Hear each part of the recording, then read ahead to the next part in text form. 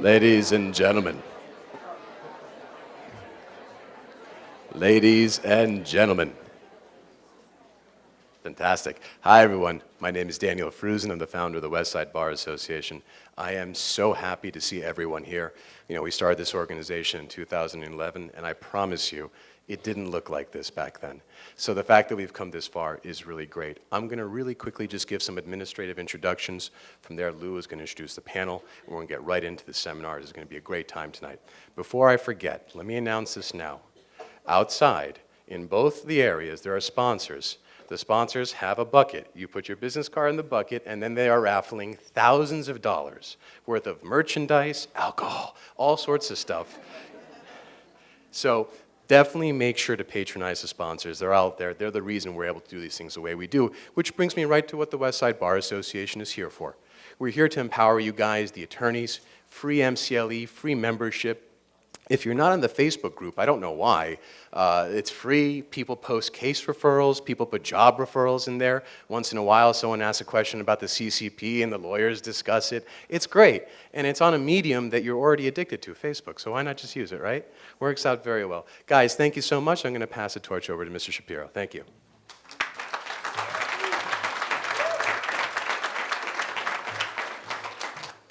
Well, just when you thought we couldn't top last year, I think we did tonight. So we'll do a quick 4-minute intro and thank yous because I know not everyone is here to hear from me tonight. First of all, we have to do some quick thank yous. First of all, to the Westside Bar Association Board. No need to clap for every name. I just want to mention them. Dan Feruzin, Catherine Tang, Brian Clark, Andrew Lee, Aliza Ganuni. This board has been working tirelessly to put this together. All the logistical things, cameras, streams, airline tickets, anything you can imagine, it's all been a joint effort in. I want to thank Larissa Stevens. If she's in the room, she is the event coordinator who's been helping us prepare this event tonight. We appreciate everything you do for us on a regular basis. The sponsors. Obviously, we didn't have to pay admission coming here. Sorry about the valet parking. There's only so much I can do. But the event tonight is completely free. One thing that's unique to our bar associations, if you can tell outside, is we really engage the sponsors because they really engage us. They allow us to do things like this so that we can all be here tonight, not shell out any money. And please, so when the sponsor break happens, take a moment, go outside. They won't harass you with emails after, I guarantee you. It's just about thanking them, saying, you know what, thanks for what you did tonight so I can be here. That really goes a long way with them, and it allows us to do future events with them as well. Want to thank Professor Lori Levinson, who's here tonight.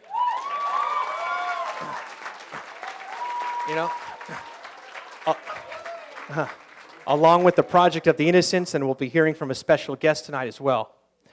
The bottom line is, I just hope one day to get half as much press and media as Professor Levinson does. So that's hopefully that will. I want to also acknowledge for a moment and ask to please rise all the prosecutors and law enforcement that's in the room tonight, for a night which is called Injustice, here to reflect and recognize with us what we can do to make sure that the atrocities and tragedies that have happened to the wrongfully convicted never repeat again. Please rise if you're law enforcement or prosecutors here tonight. There we go. Eric Zadal, Hugh Jackson, captain of the LAPD Hollywood Division. Thank you for being here tonight and joining with us in this cause. Thank you. So what is this night about? This night is about recognizing the mistakes that we made, celebrating the victims, because they basically made sacrifices for many people today so that this does not happen again to others. And they're here to talk to you about what they went through, the legal challenges, the emotional challenges, and hopefully, again, it's to prevent this from ever happening again. Personally, the LA Times has been covering many of the Project of the Innocents, miracles that you've been performing this year. And we could not imagine doing a night with Amanda Knox without you, our local heroes, here with us tonight. Speaking of Amanda, I'll just say it like this. When we were checking her into the hotel, her eyes were almost looked like, getting a little teary-eyed. She's taking it all in, where I am, what I'm doing here. And I looked at her, I'm like, why? I think she kind of read the question, why is this so emotional to you? It's been already years, right? It's, since she's been out, but it's 2 years since the official acquittal. But, they say time heals, but it seems like it's very fresh and raw. And she said, Lou, I really don't do a lot of these things. She says, because every time I do one of these things, a piece of me goes with it. And we really appreciate you giving us a piece of yourself tonight as well to do that. Thank you, Amanda.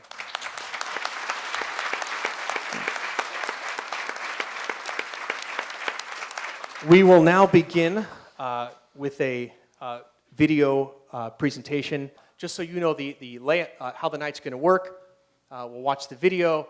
Amanda will be speaking. We will have also some participation probably towards the end of the first hour from Loyola Law School, but they will pick it back up in the second hour because we'll have a sponsor break, and there'll be some Q&A for everybody in the second hour. And I want to get the exact name for the sponsors who are doing the video for us tonight. It is the National Center for Audio and Video Forensics. Thank you.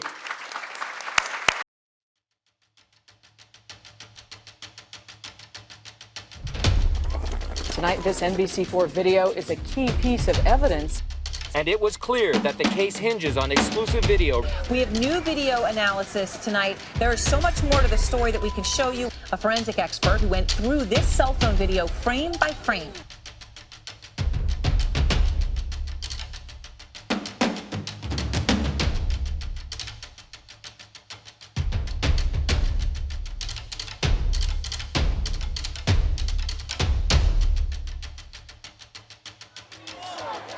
What's your name?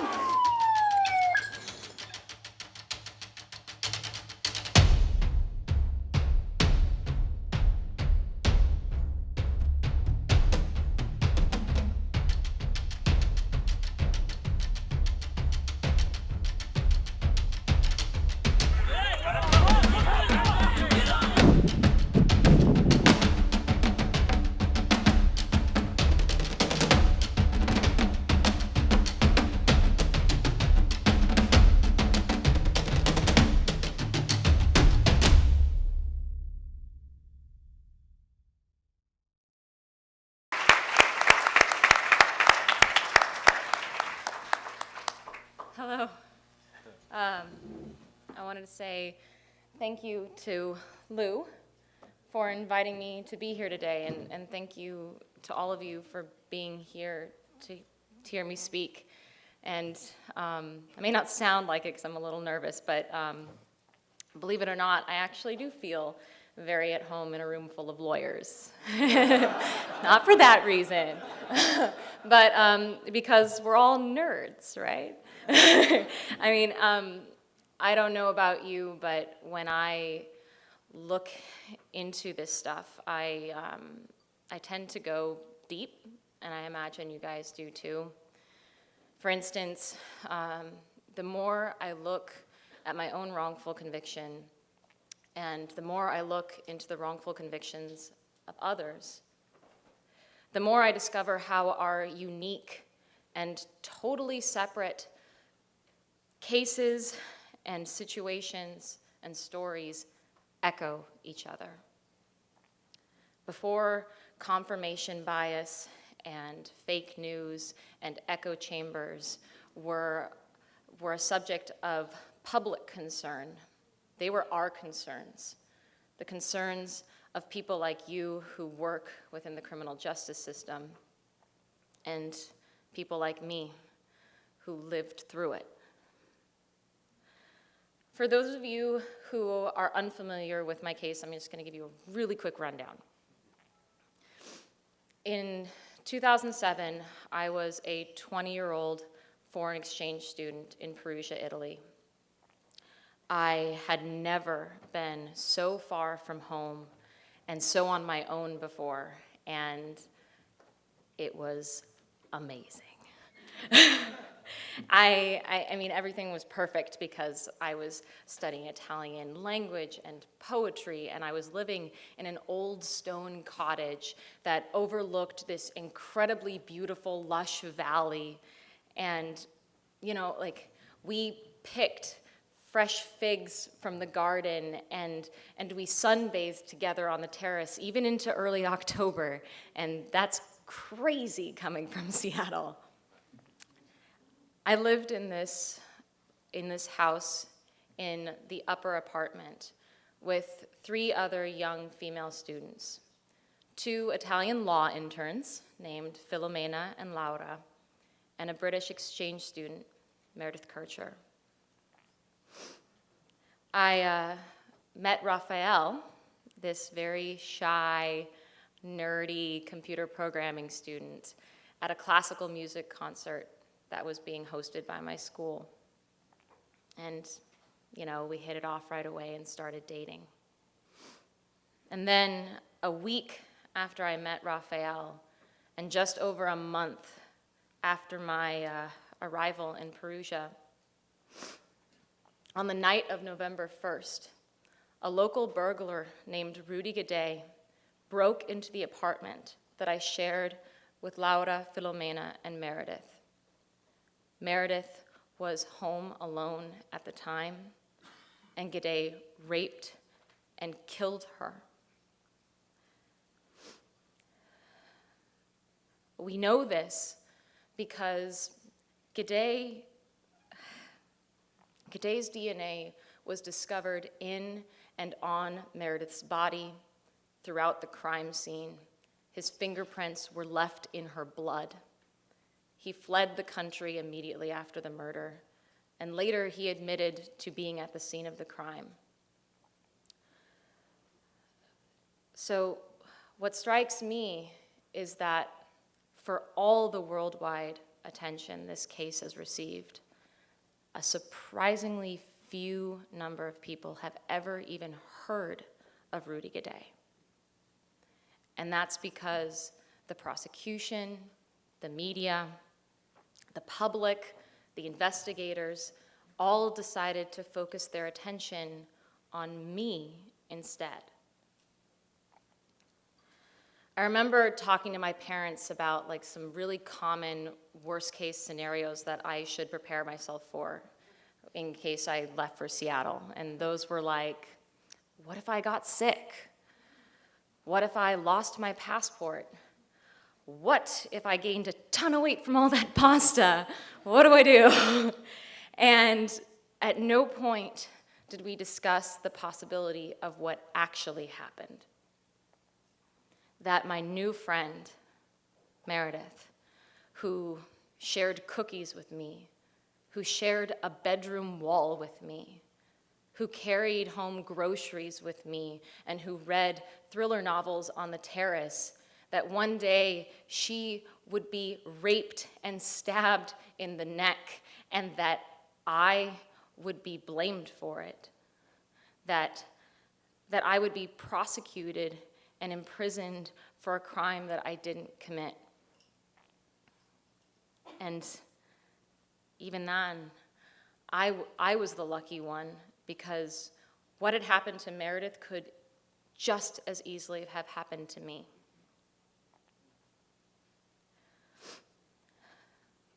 Immediately after the discovery of the murder, while Rudy Gade was fleeing the country, I was voluntarily helping the police, or so I thought. I was interrogated for 53 hours over 5 days. And it was in that interrogation room when I first met my prosecutor, Giuliano Mignini. And our introduction goes to show how much I understood what was happening to me. The investigators had been berating me for hours overnight. They had slapped me and broken me, and suddenly, in the midst of this interrogation, they halted it and let me know that the Pubblico Ministero was coming to see me. At the time, I had the fluency of an Italian 10-year-old, and I didn't know what Publico Ministero meant. I guessed, because it sounded like public minister, that he was the mayor, and that the mayor was coming to save me. I guessed this because I was part of a sister city program between Perugia and Seattle, and I assumed that a representative of the city would be acting in the place of my mom, say, coming to defend me. Or at the very least, he let me call my mom. Some background on my somewhat eccentric prosecutor. Giuliano Mignini had a history of reopening closed cases based on occult and conspiracy leads. He was known to consult with psychics, and he felt that he had a special investigative instinct beyond the likes of normal people, like Sherlock Holmes. He even smoked a pipe like him. Mignini's instincts told him that Meredith's death could not have been the result of a burglary gone horribly wrong, as it appeared, because that would have been too obvious. In his mind, it couldn't be a coincidence that the murder took place on Halloween, or the day after Halloween, as that was Satan's holiday, and that Meredith's body had been covered with a blanket, what he considered to be the signature of a female killer. For Mignini, it couldn't be a coincidence that I, the American roommate, was the first to alert the police, and that I kissed my boyfriend, and that I cried or didn't cry at all the wrong times. Mignini's gut gave him a theory, and he looked only for evidence to confirm it. When I recanted the false admission that I had witnessed the murder, a really confused statement that I made under duress, he believed and claimed that this only proved I was a manipulative psychopath. When the crime scene turned up only traces of Rudy Gaudet, he claimed that this merely proved that I had selectively cleaned up all of my DNA, leaving the bloody and chaotic crime scene intact. For Mignini, there was no way to look at the evidence without concluding that I was guilty. I had to be guilty. The tabloids agreed. They were quick to publish a plethora of falsehoods, but more importantly, incomplete truths. The facts were lost in a web of lurid storytelling. And this was 2007, the birth of social media, and it was amplifying, among many other things, mob mentality. It's only gotten worse since then. The very medium we communicate in leads us to reduce complex situations and actual human beings to two-dimensional and inevitably false versions of themselves. The truth doesn't fit in a headline or a tweet or a fairy tale format with good guys and bad guys and nothing in between. My first night in Capane prison, I was escorted to my cell by the vice comandante and a female guard. And I remember the smallest details of that moment. I remember the vice comandante's hooked nose and the way he hunched, and how the female guard had dyed her hair bright burgundy. Our footsteps echoed down this stony hallway where all the other doors were shuttered like from an insane asylum. I wasn't sure if there was anyone in there. It was so quiet. My cell was at the very end of the corridor. When we reached it, the guard inserted this large golden key into the lock and clanged it around, and it opened. and used the key as a handle to open the door. I'd never seen a door like that. And the Vice Comandante marched into the room, and I followed him. And I found the room stripped down for solitary confinement. There was an industrial steel bed frame, a rectangle of foam for a mattress, and something boxy mounted higher up that was completely wrapped with garbage bags and duct tape. And the Vice Comandante pointed that thing and said, "Non toccare, capisci?" And I looked at him and I said, "Okay."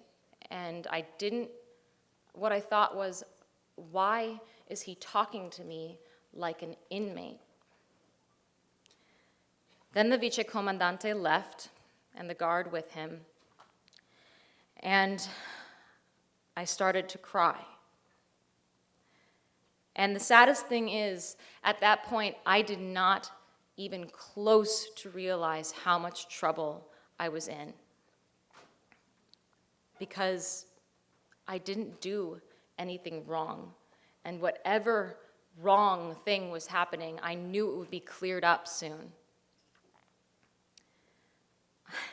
And, it may sound naive, because I had just come from the police department where not only had I been interrogated, I had been stripped, and my naked body had been prodded and photographed by the police, and they had slapped handcuffs onto my wrist, and yet I still believed them when they told me that I was just a witness.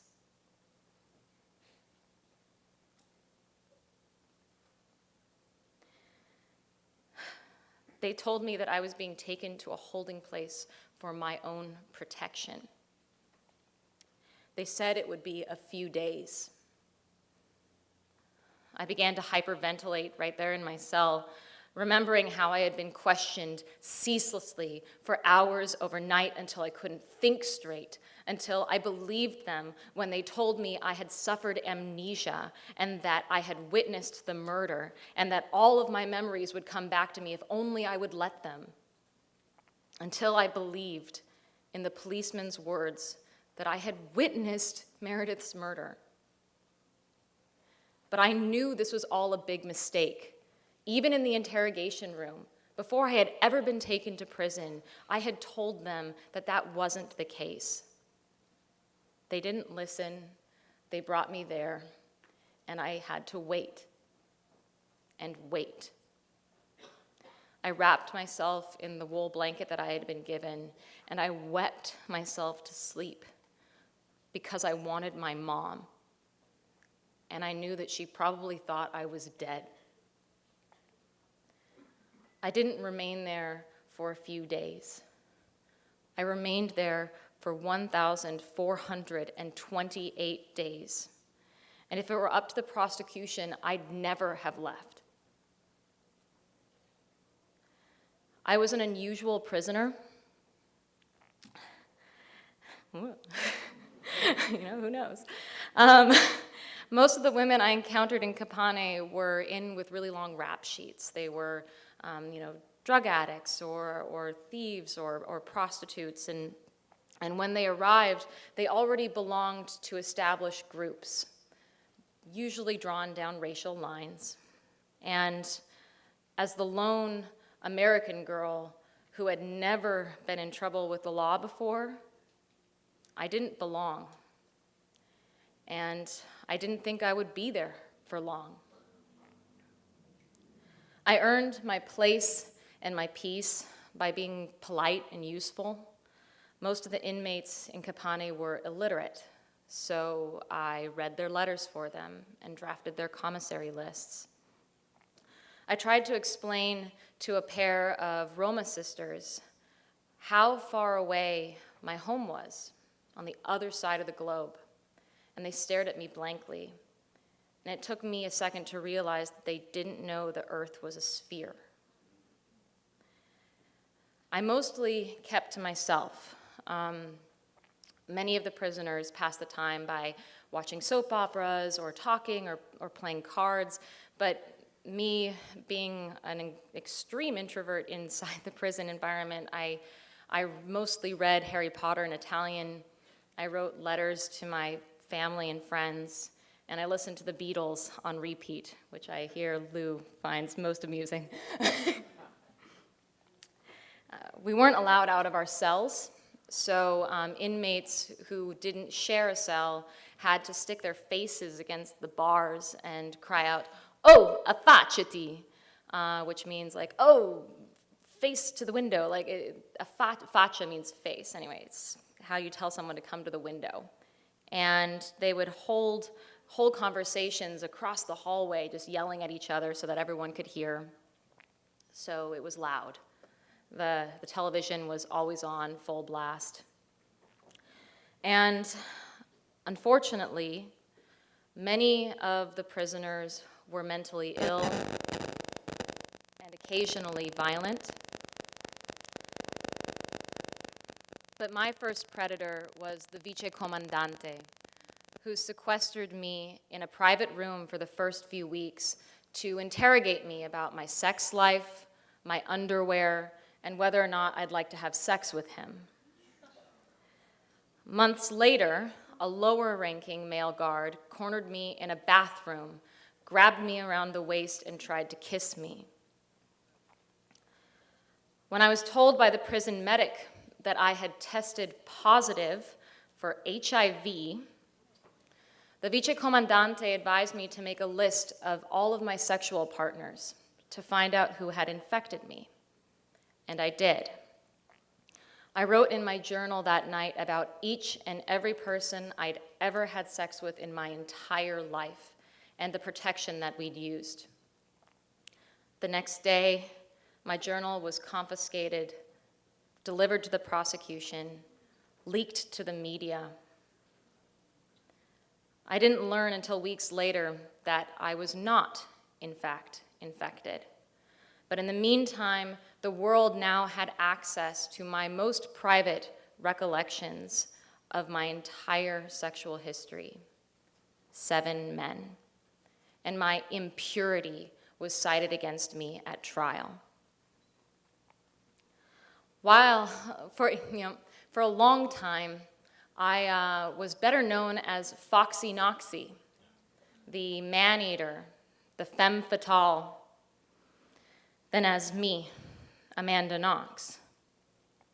From closing arguments, quote, "Within Amanda resides a double soul, the angelic and compassionate, gentle and naive one of Santa Maria Goretti, and the satanic, diabolic Luciferina, who was brought to engage in extreme, borderline acts and to adopt dissolute behavior. Amanda was clean on the outside because she was dirty within. I earned the slut mantle simply by virtue of being a normally sexually active young person, like Meredith. We were both Western college girls, and that was kind of our thing. And yet, it was the sexualization of my image that spearheaded the prosecution against me. This bad girl persona was pitted against this good girl persona, and parallels were far too easily drawn from my supposed sexual deviancy to my supposed psychopathic propensity for homicide.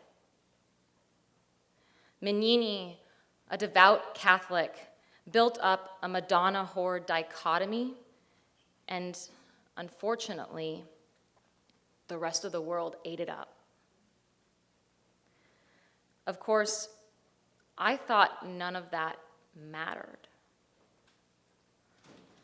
I knew my moment of vindication would come with the verdict, that no matter how bad things looked, no matter the horrendous falsehoods that were being said about me in and out of the courtroom, I knew that none of that mattered, because in the end, what mattered was the evidence, the truth.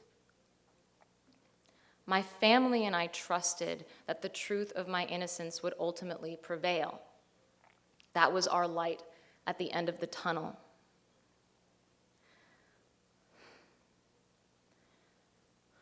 I was delivered to the courtroom minutes past midnight of December 4th, 2009, over 2 years after I had been arrested.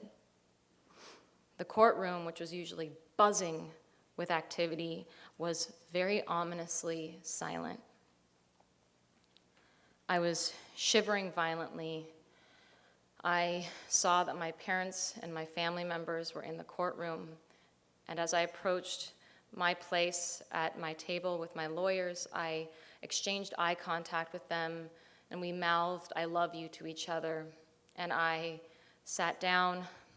My lawyer, Luciano, patted me on the head, and I gripped his hand. And then a bell sounded, and the court walked in very somberly, not looking at me. And then the judge picked up his paper and started reading out very quietly and monotonously. And before I even knew what was happening, someone behind me wailed, "No." And then I heard the judge pronounce colpevole. The guilty verdict fell upon me like a crushing weight. I couldn't hear anything except for the blood pounding in my ears and the sounds of my family crying. I had to be carried back out of the courtroom. I was struggling to breathe, and I arrived back at the prison bewildered, my ears still ringing. This wasn't just a bitter pill. It was an existential crisis.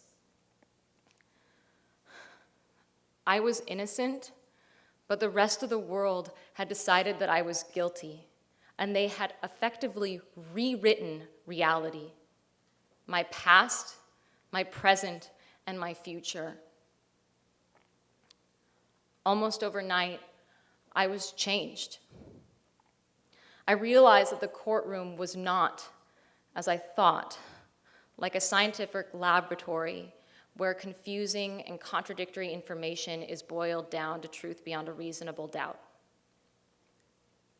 I realized that the courtroom was actually a battleground of storytelling, where the most compelling story, and not necessarily the most truthful, wins.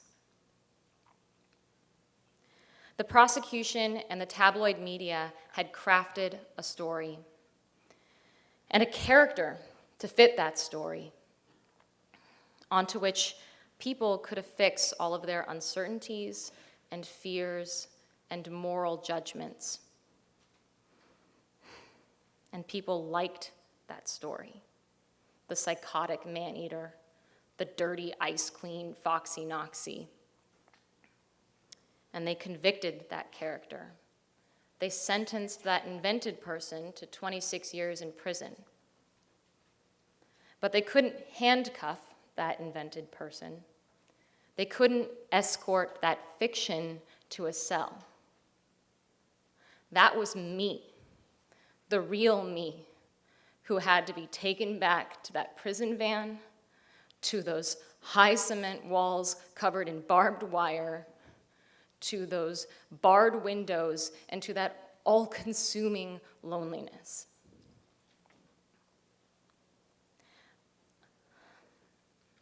I think, in many ways, my sentence was harder on my family than it was for me. My mom lost 30 pounds in 4 months. She just stopped eating. My 3 younger sisters, Deanna dropped out of college. Ashley was explosive with anger. And Delaney, who was only 9 years old when I was arrested, started hyperventilating and suffocating on a daily basis from panic attacks. Everyone in my family suffered. And the worst thing of all is that they didn't feel like they could share that with me, because I was the one in trouble. I was the one who needed their help. They didn't want to burden me, so they bottled up their anguish. And they made every sacrifice, so not a single visitation hour went by that I was alone and that they weren't carrying the burden of our hope. For my family and friends, the truth would forever matter, and it was only a matter of more time and more patience.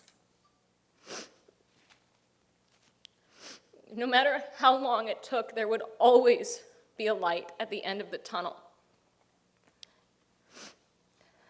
But me,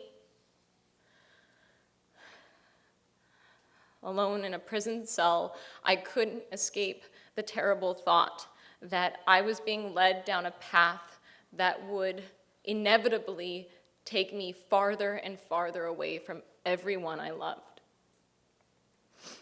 Because by the time that I served my 26-year sentence, my grandparents would be dead.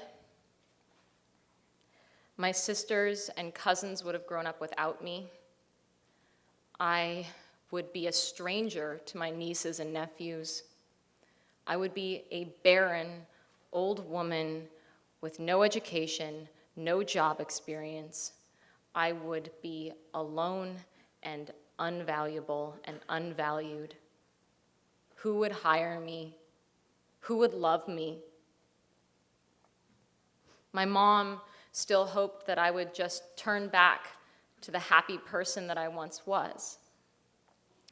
But I knew that if enough time passed, we would end up speaking two different languages, and it would have everything and nothing to do with their English and my Italian. I remember that I only first truly understood how much trouble I was in one day when my dad came to visit me. Usually at visitation, my family and I would spend those precious 60 minutes catching up. We only had 8 visitations a month. But on this particular visitation, I couldn't hold myself together anymore. I was just so tired. I was so tired of being scared. I was tired of not knowing. I was tired of feeling alone every time they walked out the door. And despite myself, I cried. And I cried. And my poor dad,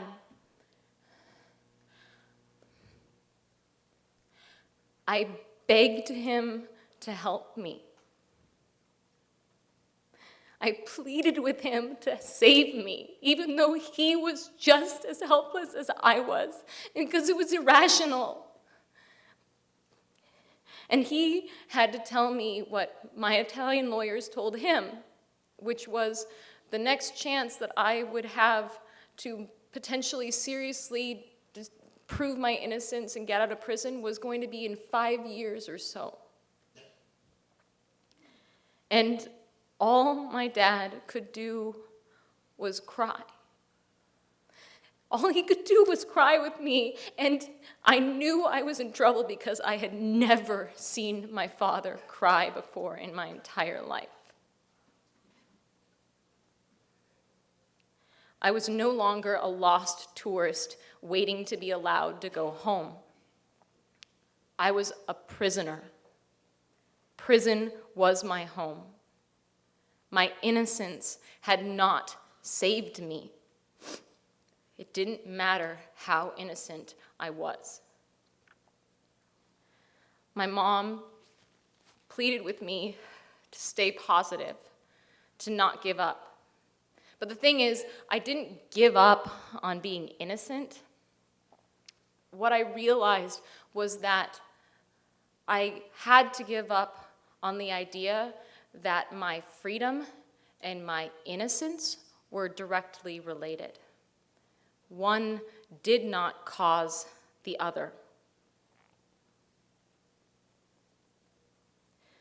People suffer undeserved fates all the time.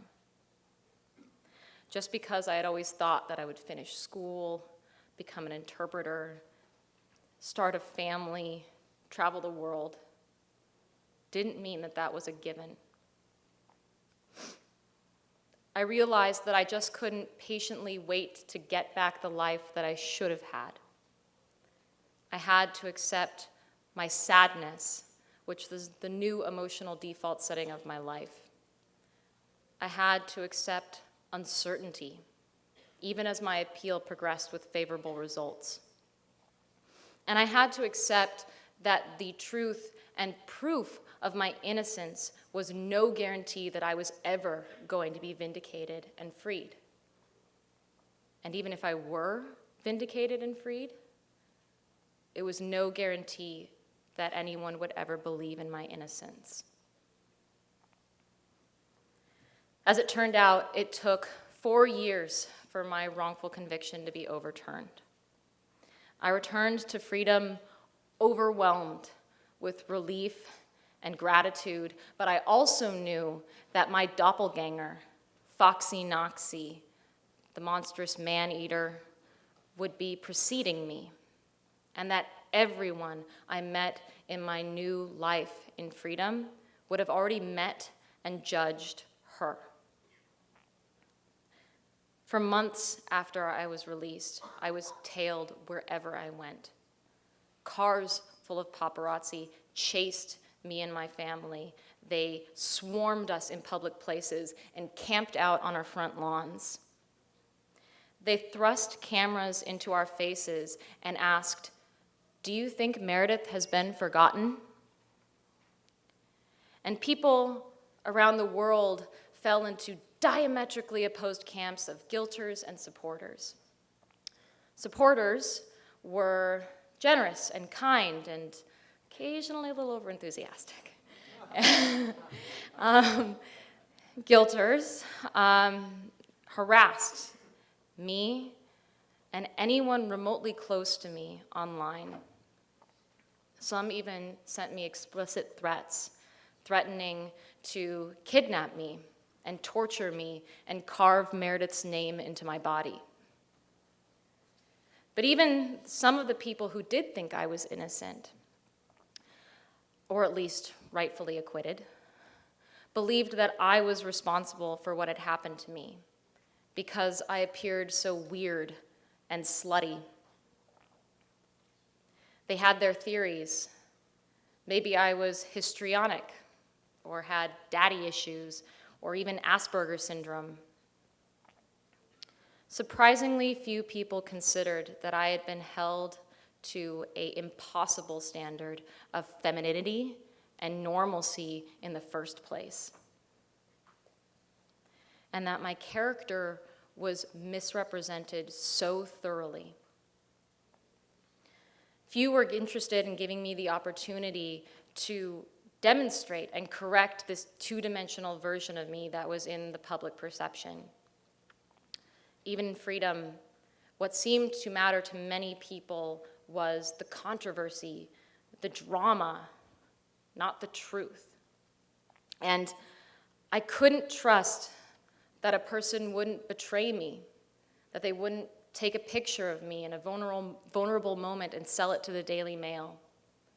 I couldn't get a job because, let's be honest, even if my employer or potential employer believed in my innocence, who in the world, what business in its right mind would want my baggage on them? It was bad enough even being related to me. For years, guilters called the elementary school where my mom works and demanded that she be fired because she was my mom. When I decided to join the rest of humanity online, I discovered that I have to put up with a plague of trolls who daily harass me and call me a slut and a psychopath who got away with murder. And to this day, the tabloids refer to my partner, a published novelist with 2 master's degrees, as my boy toy. You're also welcome to meet him. He's here. As the great Monica Lewinsky says, once shame, that scarlet A albatross, has been painted on, it's a bitch to take off. It didn't help that the case kept flip-flopping. So in Italy, double jeopardy doesn't work the same way as it does here. Until Italy's highest court, the Court of Cassation, definitively affirms the verdict, the prosecution has the same right to appeal as the defense. So, of course, my prosecution appealed, my acquittal was overturned, I was tried for murder again, I was found guilty again, and it wasn't until March 27th, 2015, that I could finally put my fears of extradition to rest, because the Italian Court of Cassation acquitted me per non aver commesso il fatto, on the grounds that factually I had not committed this crime.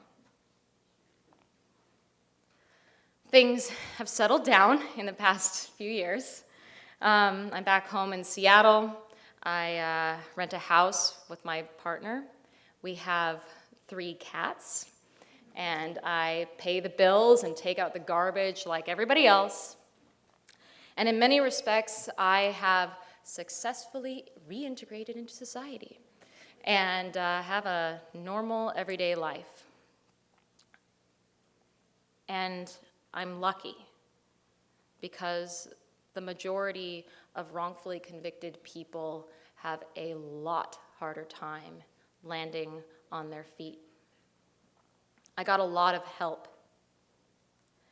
Nearly a decade after my arrest, I've just turned 30, I can move through my daily life and appear like someone who has never had this happen to them, at least mostly. Even so, one thing that I've had to learn to accept, something that all exonerees must learn to accept, is that there's no going back to life before. I am forever marked and moved and defined by the memory and repercussions of my wrongful conviction. On a most superficial level, this means that there is yet a time that I have attempted to watch an episode of Orange is the New Black or The Night Of without emerging from the experience stricken or weepy. And just the other night I watched an episode of Star Trek Deep Space Nine in which Chief O'Brien, is falsely implanted with memories of 20 years of imprisonment, and as a result is driven to the brink of suicide. And I was driven to the brink of tears just from watching a very casual episode of Star Trek. But on a non-superficial level, my experience has brought me intimately close with segments of society that I otherwise never would have had access to. The majority of people who have been wrongfully convicted, whose convictions were overturned in this country, are impoverished Black men. Of the women who have been wrongfully convicted, they're about 10% of exonerees. They are usually impoverished mothers and caretakers who lost their children to accidents and natural causes, not even to crimes. So, as a young, college-educated, middle-class white woman, I have one foot firmly planted in my liberal intellectual roots, and I have another foot planted in the world of the people least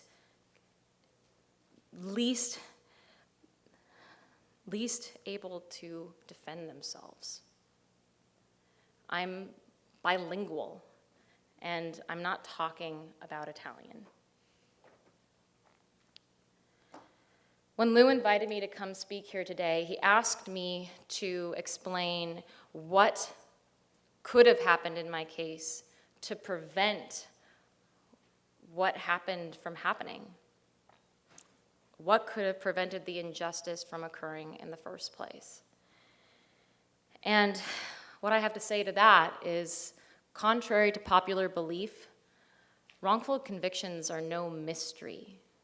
It's not mysterious how they occur. And in fact, in our wonderful, beautiful country, we have tons of experts who have gathered extensive data on when, where, and how the criminal justice system breaks down. It's just we haven't been hearing them. So we have people like Professor Etiel Dror, who is an expert on forensic confirmation bias, or Professor Saul Kassan, who's an expert on interrogation technique and false confessions. And we have Barry Scheck and Peter Neufeld, who founded the Innocence Project. We can stand on their great and very well-informed shoulders. And we can stand on the shoulders of exonerees like me, like Obi, who know. So really, what went wrong with my case? Lots of things went wrong, but the main thing is that my prosecutor's tunnel vision, his refusal to question his instincts, to challenge his prejudice, to acknowledge his mistakes, even in the face of overwhelming evidence, actively obstructed his own effort to establish the truth of what happened to Meredith. His decisions perverted the course of justice, stole years of my life away, and deprived the Kircher family of a satisfying and just resolution. He didn't do this because he was a bad person.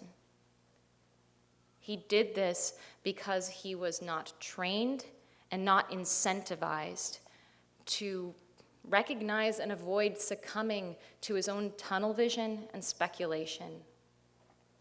And lest we judge him too harshly, let's consider our own role and the role of the sensationalist media, which capitalizes off our basest instincts of prejudice and dehumanization.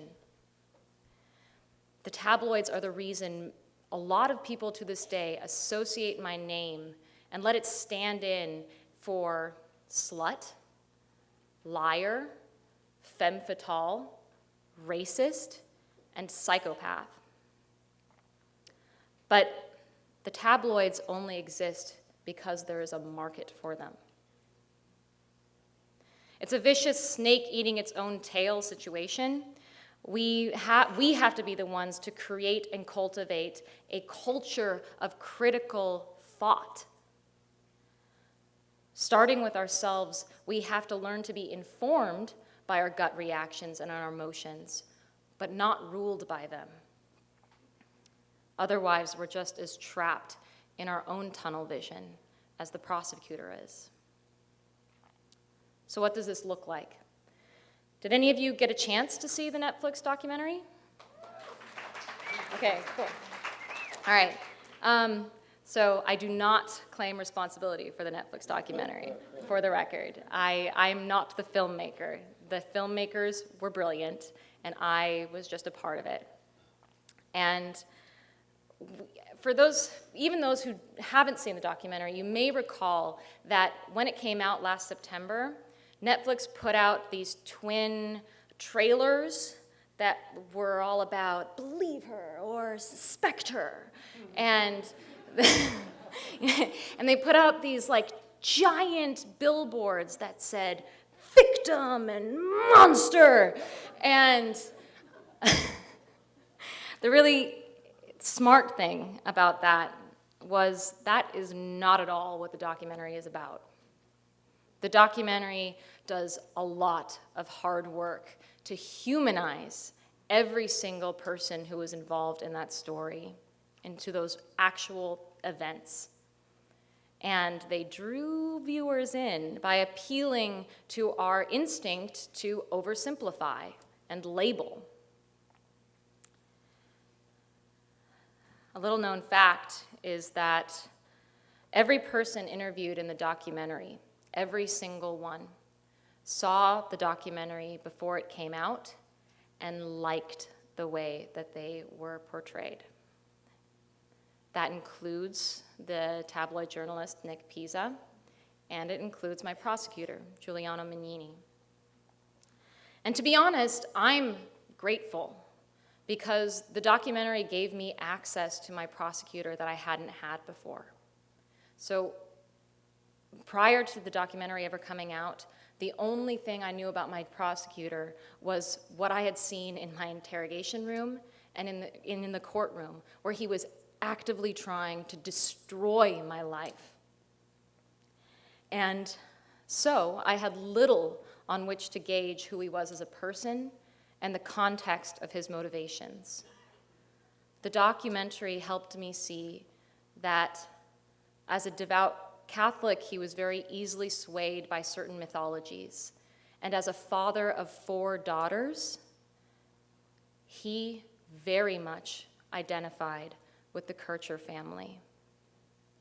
So the truth is, I don't hate my prosecutor.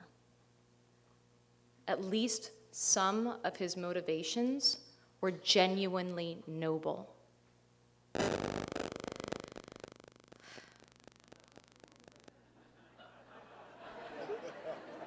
Oops. The point is, I'm almost done, I'm sorry. It's like, get off the stage. So the point is that it would be wrong of me to flatten him as a villain, because he's not. I have yet to meet a person who is a villain. And I don't want to do to others what has been done to me. But even more than that, even more than just like a moral thing, I'm talking about practicality, because at no point do I arrive at any kind of truth without acknowledging the complexity of the human and of the situation. If I've learned anything from this experience, it's that you can't get anywhere near the truth unless you acknowledge the messy complexity. And in a system that is built and implemented by flawed and well-intentioned people, we all come closer to the truth when we just acknowledge that simple fact right in front of us. Thank you.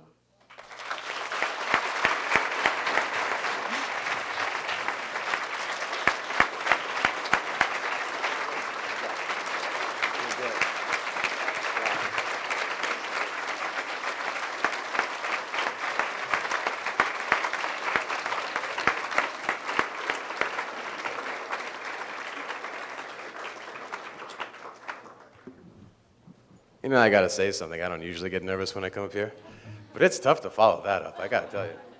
It's gonna be tough, but okay. That was some heavy stuff, ladies and gentlemen, and it gives us a certain insight that, but for Ms. Knox coming here and describing these experiences, I just don't think you have. And I don't for a moment think that was easy, and Amanda, we really appreciate you coming out and laying that out there for us. Okay. Let's go ahead. I know it's a very heavy thing. We're gonna invigorate the seminar a little bit, bring some energy into it. This is special for me because what's about to happen is I'm about to introduce the Loyola Law School Project for the Innocent. I am going to introduce Mr. Obi Anthony. He is a exoneree. The gentleman.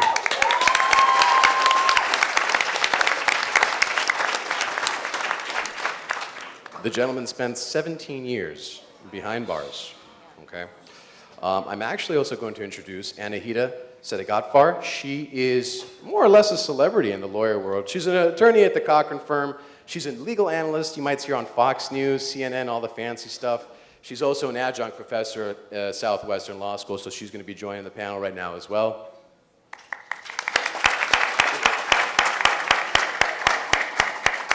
And last but not least, my dear Professor Levinson. Okay. Real quick, but I gotta get this off my chest. I took her class twice, which... A+. He got an A+. I did get an A- in Crim Pro. But, I took her class twice, and I am still scarred from the examinations. The fact patterns are 5 pages long, single space. I'm not making that up. But here's the thing. Professor Levinson, out of my whole life, is the best educator I have ever had. And the reason for that, she turns education into entertainment. And it's a unique capability. It's a talent she has. Another one of the talents she has is there is no Homo sapien on this planet who has intimidated me the way Professor Levinson intimidates me when she walks up and down the aisle staring at who she's going to call on. The one time I didn't read, she called on me. To this day, I remember the facial expression she gave me, the sound she made, and I still carry the shame with me. Ladies and gentlemen, Professor Levinson.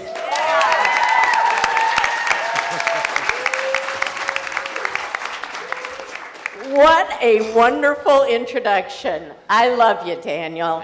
And I want to thank everybody who put this together. Lou, it's fantastic. Amanda, thank you for inspiring all of us. Just incredible. Let's give her another hand.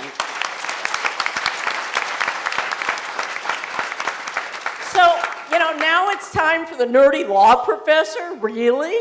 I'm going to start this segment in the way I start my classes, and my students know this is true. Repeat after me in your loudest, clearest voice. Are you ready?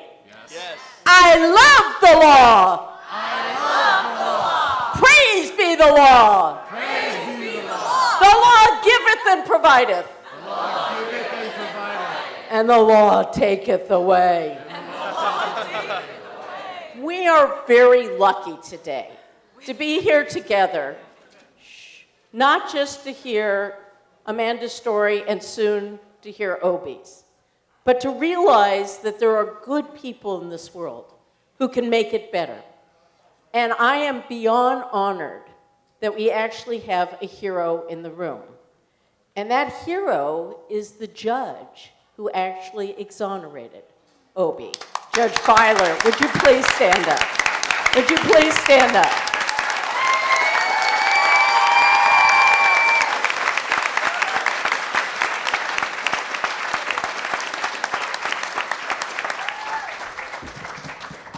Because he believed in Obi, and he believed in us. And he, like his father and his daughter, believed in justice. And to make that happen, we have a small but mighty crew at LPI, Loyola's Project for the Innocent. You'll hear about them in a few moments, but people say, do you take volunteers? Are you kidding? I got kids from high school, stand up. I got kids from college, would you stand up? I got law students, will you stand up? And I have people I don't even know who are helping out with the project. But they do it out of great love. And our first client was Obi Anthony. And a little bit about how it all got started. I had a group of students walk into my office and say, hey, Professor Levinson, can we do something that matters? Wow. And we hooked up with a wonderful group in Northern California, the Northern California Innocence Project, and they were handling Obi's case, and jointly we did the case. As Daniel said, OJ spent 17 years in prison for a murder he did not commit. And before you just file that as a number, he was in from ages 19 to 36. Think about what you would have missed in your life being in prison during that time. And in a moment, you'll hear from Obi about what it was like, but more importantly, what he's doing now to move forward in his life. Briefly, what happened? There's a whorehouse on the corner of 49th and Figueroa. Who's been there? Okay. And, all right. Lou, not so good. Okay. In 1995, there was a shooting, or 94, I think, the shooting at that location. And the prosecution presented its case. There was absolutely no physical evidence linking Obie or his co-defendant Reggie Cole to that shooting. What there was a couple of witnesses who came. Who was the primary witness? The pimp, we'll call him John Jones because that's his name, at the whorehouse. And he testified to the most bizarre testimony, and the judge heard it later, and identified that it was Baby Day or Baby Day Day or sometime a moniker they said you had. The prosecution also called another alleged eyewitness, another person who was a potential victim on the scene, who had not been able to identify Obie. Nobody was arrested the night of the murder, but a dream came to the witness the night before trial and said, this was after talking to the officers, it's Obie. What they didn't call was another victim who had been shot that night, who was hustled away to Chicago by the officers. But you know me, I'll go anywhere for justice. And I started walking the streets of South Side of Chicago, and we found that witness. And we brought him to the hearing. And in one of those Perry Mason moments, the prosecutor stood behind Obie and said to Louise, is that the man who shot you? Now, he had never been asked to do an ID before. My heart stopped. How about yours? You bet.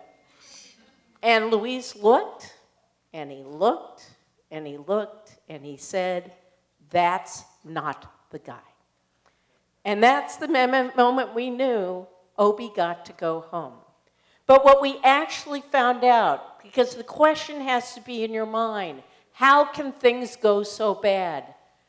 Hey, Obie, what do we think of John Jones?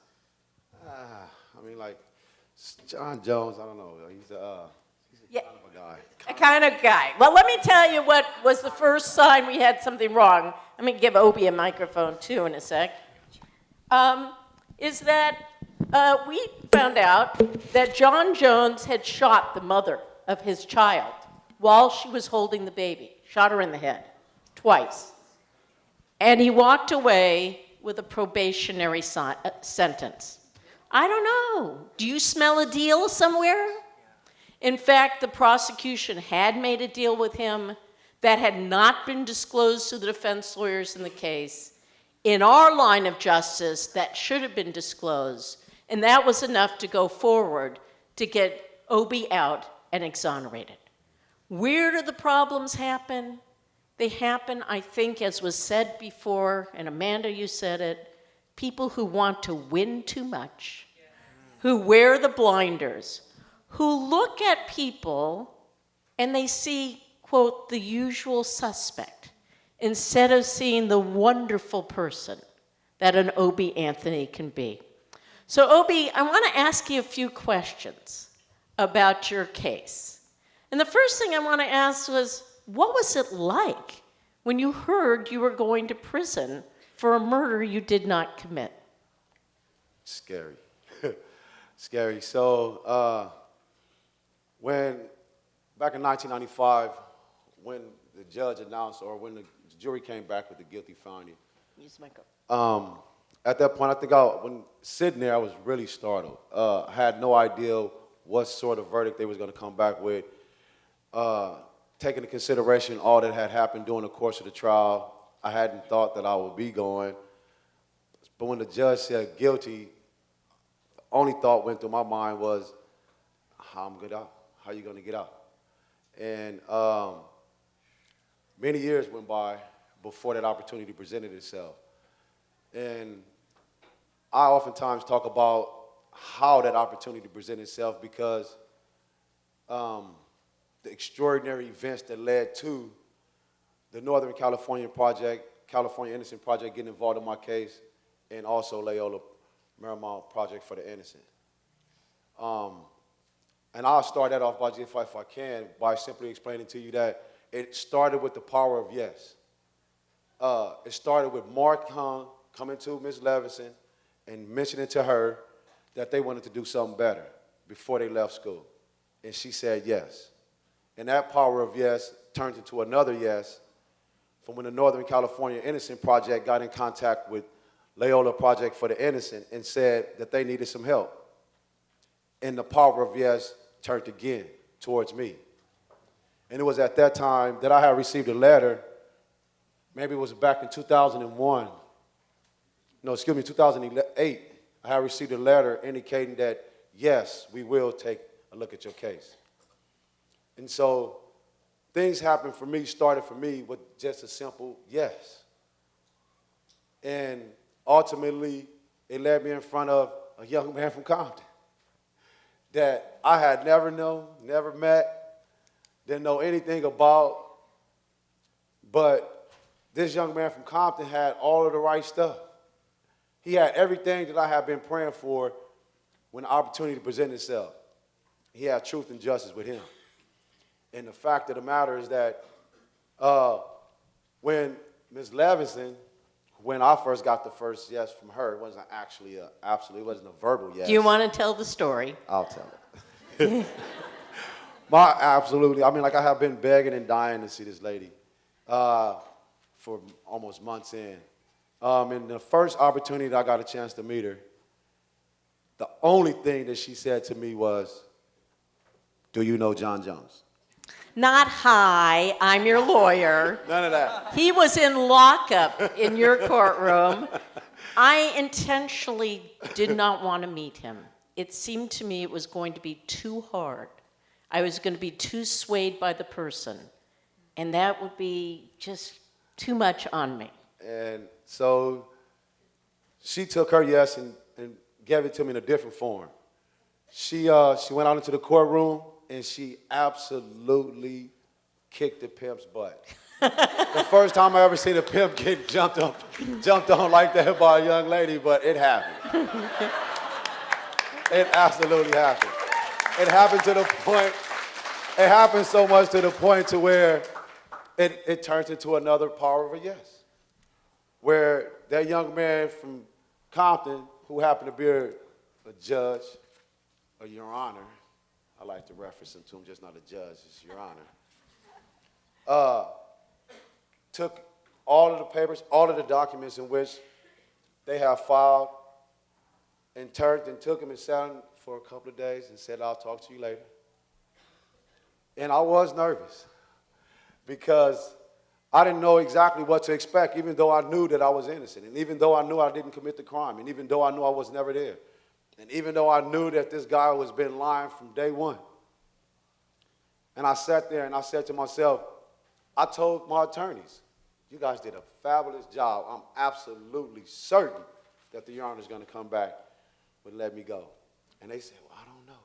I said, "What I'll do, y'all did a good job. Go on and go. Go on out there." As soon as they walked out, I paced the floor for about 5 minutes wondering what was going to happen. Before he finally came and called me out of the back of the holding cell, and I was sitting there at that table, and he began, and I tell you, it's like he began to start reading his summation. And it was at the beginning part of it that as he began to start talking, it was like I was hearing him say it, but he just didn't say it. And he kept saying, he kept reading. And it was like, man, I just know, is he going to say it? He's finna say it. He got to finna say it. It sounded like he's finna say it. Right? And then he said it. He turned to me and he told me that I was exonerated, that I would be free, that I would be going home, that the verdict was reversed, and that the conviction was set to the side, and it was gone. And that I was a free man. And it was like, only thing I could do was just hold my head up first and foremost and thank the Creator. And then I looked at him and just shook my head, man, and said, "Thank you so much." And I tell you that because all of that happened just with the power of yes. That one person said yes, and that was Ms. Levin. It started here with her, and it came back to her. And I stand here today not only as an exonerated man, but as a founder of an organization that assists individuals who was wrongfully convicted like myself. And it came because of her yes. And so I turned to individuals and I asked individuals to help me help them. Help support LPI so that individuals can come home from these wrongful convictions. And help Exonerated Nation as they enter back into society to transition not only to work and to society, but most importantly to their families, realizing that they're suffering, they're hurting, I'm hurting from PTSD. It's so many things that we've seen in there. I can go on days and days talking to you about horrific things that happen, but I'll mention this one thing to you. And it was a Saturday. Every Saturday in prisons across California, they have pancakes, oatmeal, and peanut butter. Every Saturday, never fails. This particular Saturday was a young man in front of me. I was right in line, and he didn't like the pancakes that he got. And he reached over and grabbed another stack of pancakes. And he walked away, simply thinking that it was over. That was in December 1998. I was 2 years fresh in prison. I had just turned 21. That year was a full-blown riot in December, and a guy got himself killed, shot in the back from the guy in the tower. He wasn't even involved in the riot.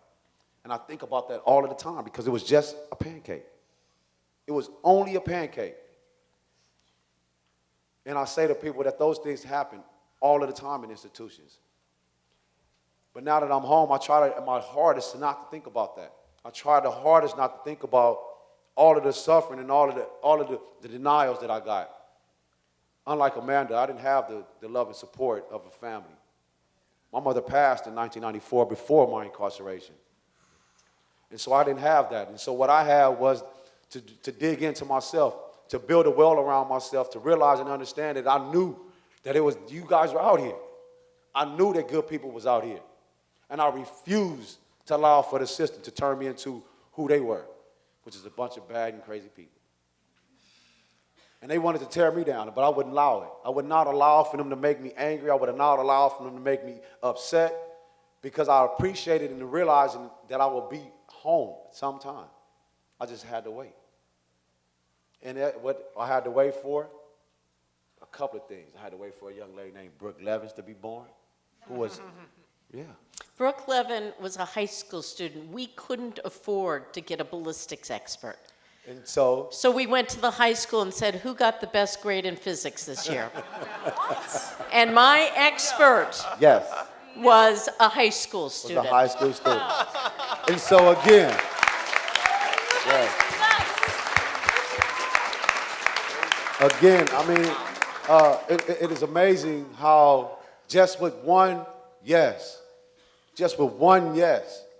it snowballed into several yeses that led me in front of that young man from Compton. In that courtroom in Compton. That I soon found out after my exoneration that everything that right happens right there in Compton. Right around there. And so the thing of it is that I now extend myself and say yes to individuals. I say yes to the exonerees. I say yes to y'all that I have started something for us to heal. Because we suffer, we hurting bad. Yes, we can successfully reintegrate ourselves back into workplaces. Yes, we can successfully reintegrate ourselves back into schools. But the issue with that transitional thing is the triggers that happens from the PTSD that we suffer from the false accusing, the false imprisonment, and the suffering through it. And so I say to you, everyone that came here tonight, to continue to do what you guys have been doing, continue to support LPI, continue to support those individuals that are fighting to get us out of there. Because across the United States, over 2,000 individuals have already been exonerated, and it is much more still in prison. And as they come home, Exonerated Nation wants to be there for them and have open arms and to support them. And so I ask you guys to support not only Exonerated Nation as we move forward, but also support LPI as they continue to do the magnificent work that they do. 5 exonerations in less than. Yeah, this year has been an amazing year. And it's, I think, because Obi always inspires us. After Obi, there was Mr. Cash Register. It's his real name, Cash with a K. He spent 34 years in prison for a murder he did not commit. This year, we have had 4 exonerees so far. We've had Andrew Wilson. He spent 32 years for a murder he did not commit. We had Marco Contreras, who spent 20 years, and here's the deal with Marco. The actual homicide detective swore out an affidavit that said, I think we convicted the wrong guy.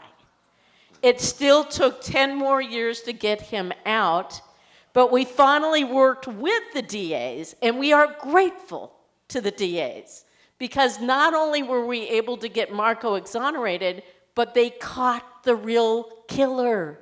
And that's the goal. Whenever somebody is wrongfully convicted, the real killer is still out there. So we've got to do the right thing. Jaime Ponce went in when he was very young, age 18. He spent 20 years. He was so brutalized in custody. People often ask us, how do we know that our guys are really innocent? He started swallowing razor blades. So then you kind of know. And then finally, our last one was a fellow by the name of Robert Denny, who got 40 to life for swiping at a $20 bill because he's mentally ill. And he came in and said, I need help. Those are the 4 so far. We've got some more down the way. And it is that,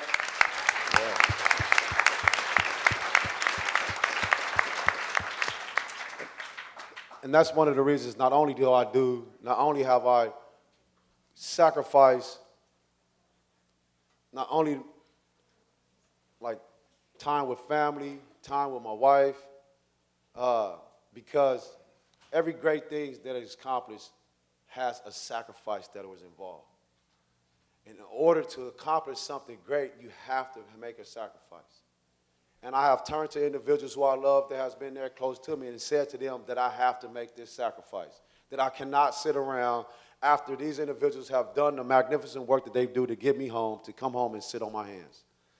And so I sacrifice the sitting on the hands, and I get out, and not only do I advocate about LPI, but I also advocate about NCIP, CIP, and all of the innocent networks that are out there that are fighting the injustices across the United States. Because it is just not isolated to California.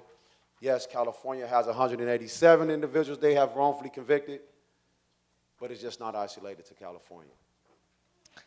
So this is an event where you're getting inspired, but you're also getting MCLE. So I am required by the State Bar to teach you something. But I am not going to make it as painful as Daniel's class was. I'm going to tell you, you can take home the flyers that we made for you.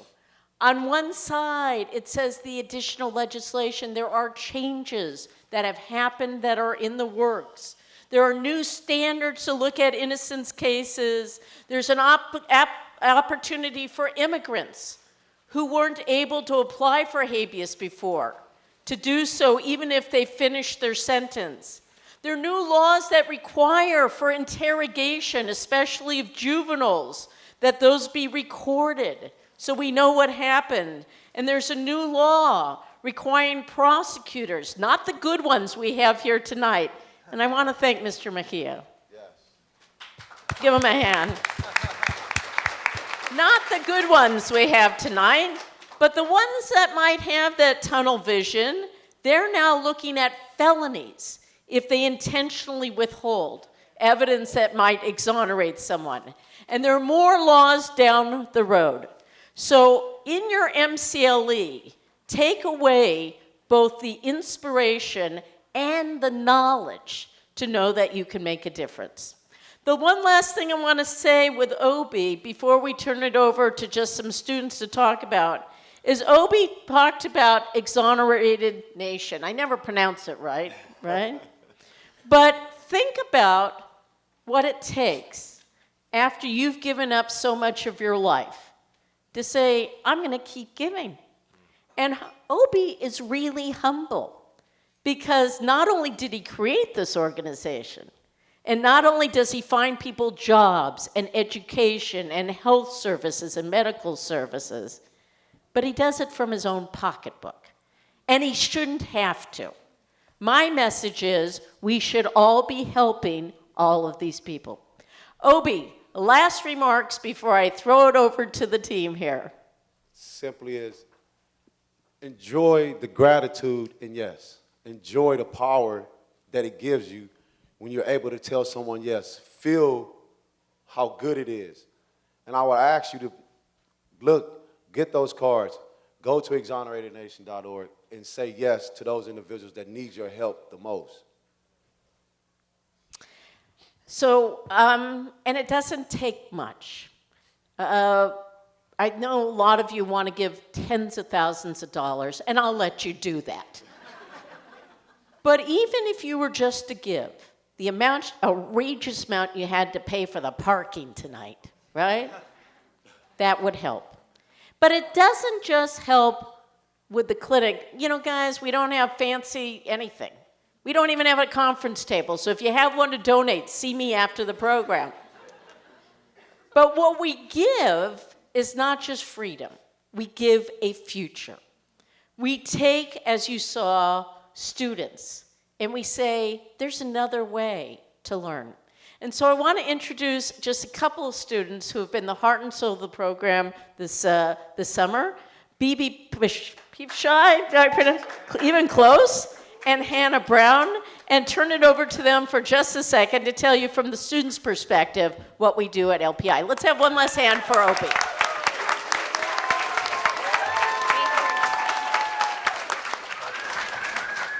Hello, everyone. My name is Bibi Pishfai, and I'm a rising third-year law student at Loyola Law School. I'm also a graduate of Harvard-Westlake High School, the University of Pennsylvania, and Harvard University. Now, I'm sure you're all thinking to yourselves, why did this girl just get up here and name drop all the schools she's been to? It's been 5 seconds, and I hate her already. Of course, I'm grateful for having had the opportunity to attend these schools, and of course, even more grateful to my parents for having had to sell their organs to afford it. But the real reason I mention my academic background is because I'd like to talk to you briefly about the difference between education and learning, a difference I came to truly understand and appreciate through my work at Loyola's Project for the Innocent. I began working at LPI about a month ago, and am currently the supervising law clerk and director of the summer program there. My experiences at LPI have been nothing short of an awakening, and have moved me in a way that no class or book or course of study ever has. They have caused me to redefine my values and have changed my understanding of the human condition.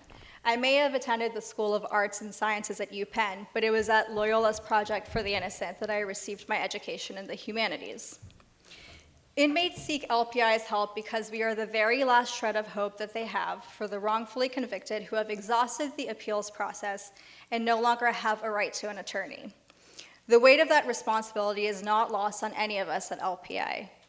I, alongside my brilliant Harvard-Westlake summer interns and law students, under the supervision and guidance of directors Adam Grant and Paula Mitchell, work tirelessly to evaluate each and every inmate letter that we receive, but we need help. You would not believe the stacks of letters that come into our office every day. We are in desperate need of more staff to help us get through the piles of envelopes, but we do not have the financial means to hire any, and in spite of our best efforts, the piles continue to grow. Each envelope somehow manages to be unique. Some are small, some are very large. Some are bursting at the seams, and others contain only a sliver of paper. But they are all the same in that each envelope represents a man's life and contains his plea for one last shot at freedom. For every single envelope that I touch, I am devastated by the thought of the sender in a jail cell somewhere, composing his written supplication in hopes that it will find its way into the hands of someone like me. My mother has always said that if I can find a way to change even one person's life for the better, my existence will have meant something. And she's right, as she always is, about everything. I've spent my whole life pondering how I might be able to make such a lasting change. I used to think I'd probably have to surgically repair children's cleft palates in third world countries to make that kind of difference. But no, I have the chance to do that now with my work at LPI. And you have the chance to do that now too in supporting LPI. Working at LPI has opened my eyes to the shortcomings of the criminal justice system, the staggering number of individuals who have been wrongfully convicted as a result of these shortcomings, and the disheartening reality that rectifying a wrongful conviction is a terribly long and terribly difficult process. But there are ways in which we can affect positive change if we work together as a community. And we are a community. After all, we each made the choice to come here tonight because we are in some way interested in the cause, and we each want to see that the interests of justice are upheld despite our less than perfect legal system.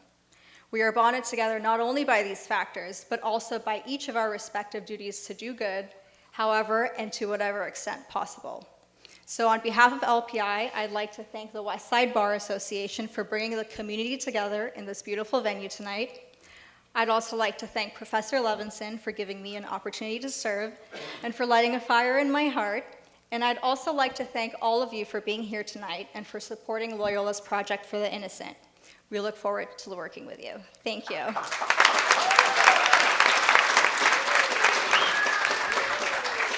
Thanks. Thank you, Bibi. That was beautiful. I'm Hannah. I am a policy fellow at LPI, and I'm going to keep mine a lot more short and sweet. Mine is going to be more of a plea for help because we do need it, and Levinson does a great job with that, but I'm going to go again. So, like Bibi said, we see tons and tons of envelopes. I look at every single one, and we respond to every single one. And we're not even caught up on the ones that have come in this year, but we have 250 new letters and about the same amount of people that we've been in correspondence with. So that's about 500 that have come in halfway through this year. And that's a record-breaking year for us, and we are in need of help. And each of these letters reflect similar things to what you've heard from Obi and what you've heard from Amanda. These aren't unique cases. This happens, and this happens a lot. And I do truly believe in the power of yes, like Obi was saying. I love being able to send a letter back to someone and say, tell us more about your story. Tell us more about, what has happened to you and what you've experienced, because it's a lot of the same stuff, and there are a lot of innocent people out there that are incarcerated. So I'm going to quickly say some ways to get involved. You can find us on Twitter at Loyola Innocent. We've had a big year, as Professor Levinson said. We're going to hopefully have an even bigger year. We've got lots of events planned, hopefully some more MCLE stuff coming up.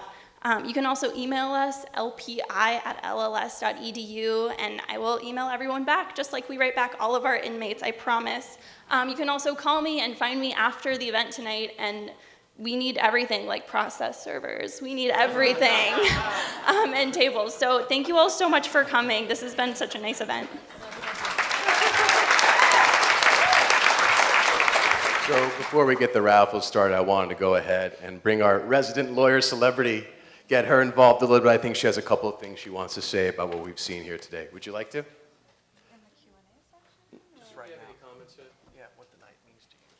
Well, yeah, I mean, this is definitely huge for me. Lou also told me that I really needed to watch the documentary. I had followed the story briefly in the past, but I mean, I was just so moved, and I think I learned so much. And one of the things that you and I briefly talked about is this concept of false confessions is something that has always sort of puzzled me as an attorney, and the more that I learned about it, I think the first time I really heard about the false confession phenomenon was in the Brendan Dassey case, the Making a Murderer docuseries. And so the more I've learned about that phenomenon, the more I think interested I've become, and that's something I definitely wanted to talk to you about.